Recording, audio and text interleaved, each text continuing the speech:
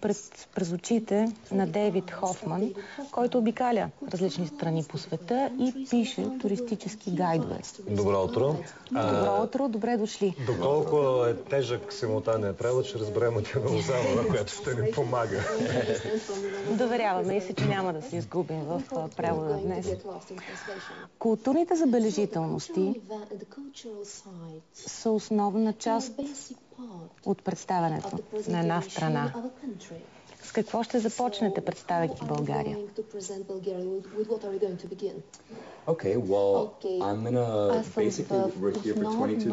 Съм тук вече 22 дни в България и ние посетихме 7 града. И в тези 7 града ние посетихме различни исторически забележителности.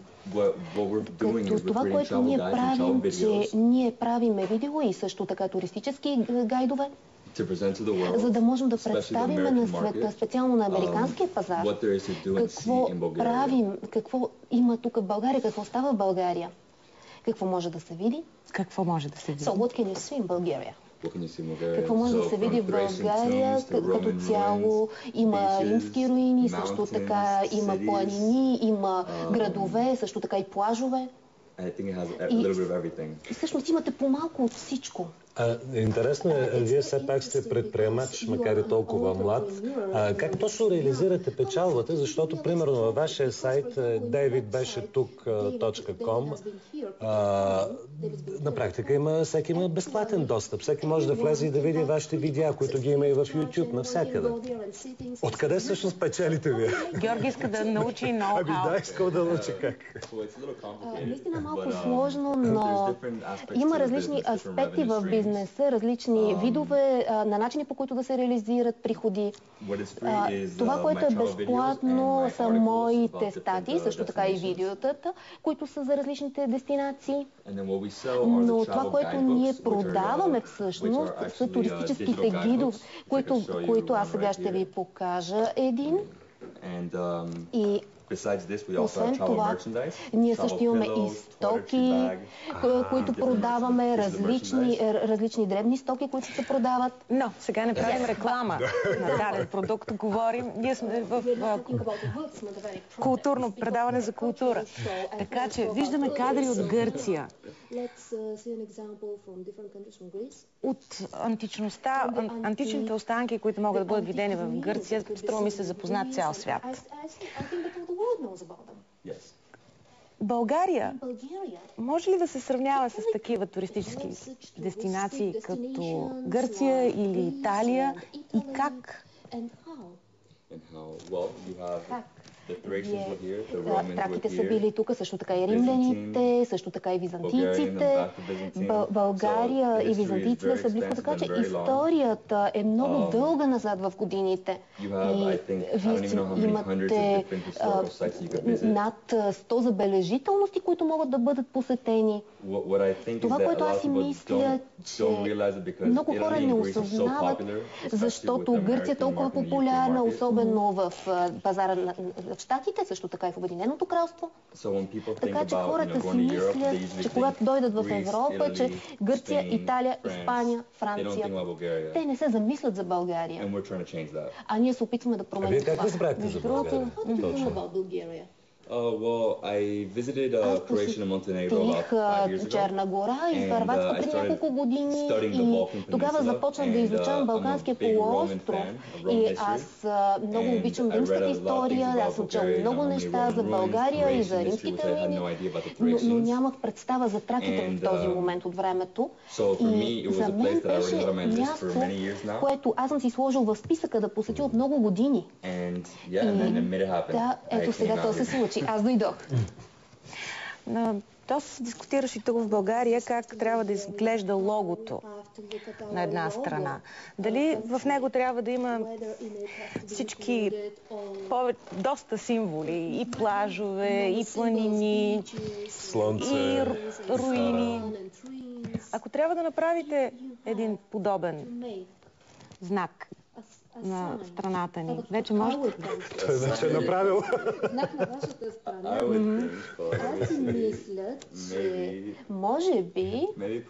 може би ето това. Добре. Един.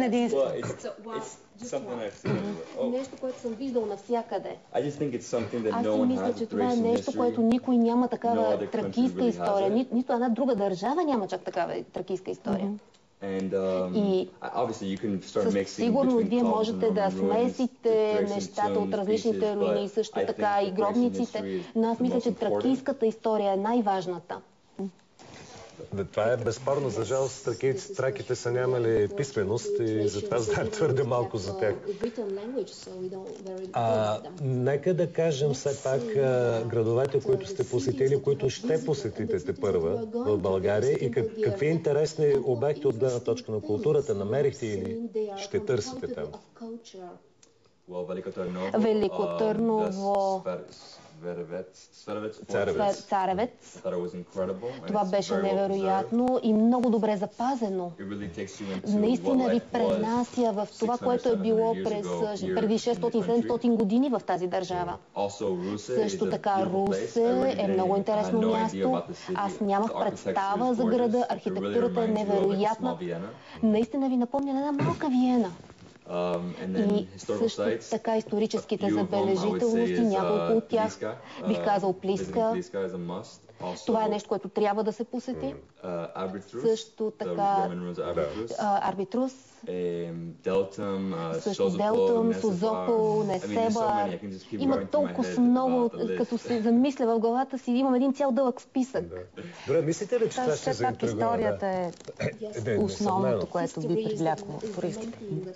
Мислите ли, че това ще заинтригува наистина американските туристи, тъй като видят вашите видеа и прочетат какво са написали за България, ще се втурнат към нас?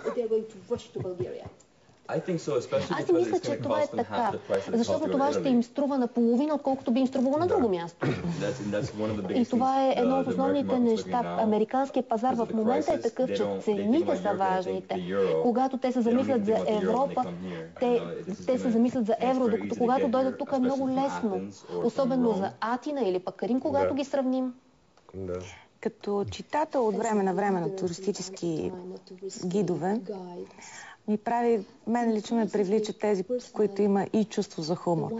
Изпадали ли сте в ситуация, в която се чувствате изгубени, в превода в България? Няколко пъти. Разкажете. Няколко пъти питам за насоки на улицата или пък отивам в ресторант и попадам на хора, които не говорят английски. Това не е случай в София, но в другите места, където съм посещавала, е така. Така че да, случвало се да се загубя в превода. Направи впечатление. Гледах доста ваши видеа. Навсякъде използвате местна музика. Подбрахте ли вече българска музика за озвучаване на видеята си? И как звучи тя? Звучи. Единственото нещо, което аз съм чула като фолклорна музика в някои от ресторантите и със сигурност някои хора... Не, това, което слушате в ресторантите, не е фолк музика. Това е друг жанр. Не, това въобще не е българска фолклорна музика. Ако искате да чуете фолклорна музика, трябва да отидете или на фестивал, или да си купите CD. Това в ресторантите го наричаме чалга и това е съвсем друг жанр. Не знаех. Добре, значи няма да използвам тази музика. Умолявам ви от името на целия екип, не ползвайте тази музика като саундтрак на вашите видеа. Добре, кога ще видим как изглежда България? През вашия поглед? През август, така че следващите 2 седмици аз ще се върна обратно в къщи и ще започна да пускам определено количество статии, също така и видеота. Така че тези видеота, те ще бъдат, тях ще можете да ги видите и там ще има и достатъчно за България. Благодаря, Дейвид Хофман, един пътешественик и автор на гидове, според когото най-привличащо туристите би било тракийското наследство. И ако би избрал един знак, то би бил точно това. Благодаря, много успех и приятно пътуване нататък.